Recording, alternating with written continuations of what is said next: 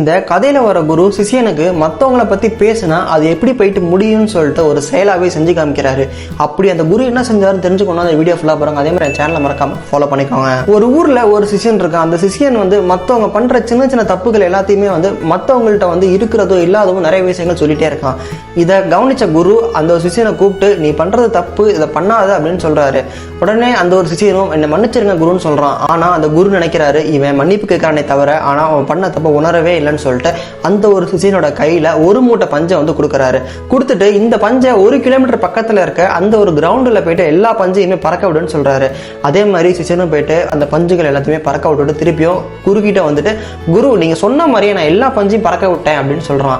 உடனே குரு சொல்றாரு நீ பறக்க விட்ட பஞ்சு எல்லாத்தையுமே திரும்பியும் போயிட்டு பிடிச்சிட்டு வா அப்படின்னு சொல்றாரு. அந்த சிஷியன் சொல்றான் இது பண்ணவே முடியாது குரு, இந்த பஞ்சுகள் எல்லாமே காத்தோட காத்தா கலந்து இந்நேரம் எவ்வளவு தூரம் போயிருக்குன்னு தெரியவே தெரியாது, அதனால கண்டிப்பா இந்த பஞ்சு திருப்பி என்னால பிடிச்சிட்டு வரவே முடியாது அப்படின்னு சொல்றான். உடனே குரு சொல்றாரு நீ 1 மணி நேரத்துக்கு முன்னாடி பறக்க விட்ட பஞ்சை உன்னால பிடிக்க முடியல, ஆனா மற்றவங்களை பத்தி நீ என்னென்னமோ சொல்லி வதந்திகள் எல்லாத்தையும் பறக்க விட்டுட்டு வந்திருக்க, அது என்னென்ன விளைவுகளை ஏற்படுத்தும் ஒரு நாளாச்சும் நீ யோசிச்சு பாத்தியா அப்படின்ற மாதிரி கேட்கிறாரு. நீ மன்னிப்பு கேட்டா மட்டும் அது சரியாகிடாது அப்படின்ற மாதிரி சொல்றாரு. இது மாதிரி தாங்க நம்மளும் அடுத்தவங்களை பத்தி நமக்கு ஒரு விஷயம் தெரியலன்னா அதை பத்தி நம்ம பேசவே கூடாது.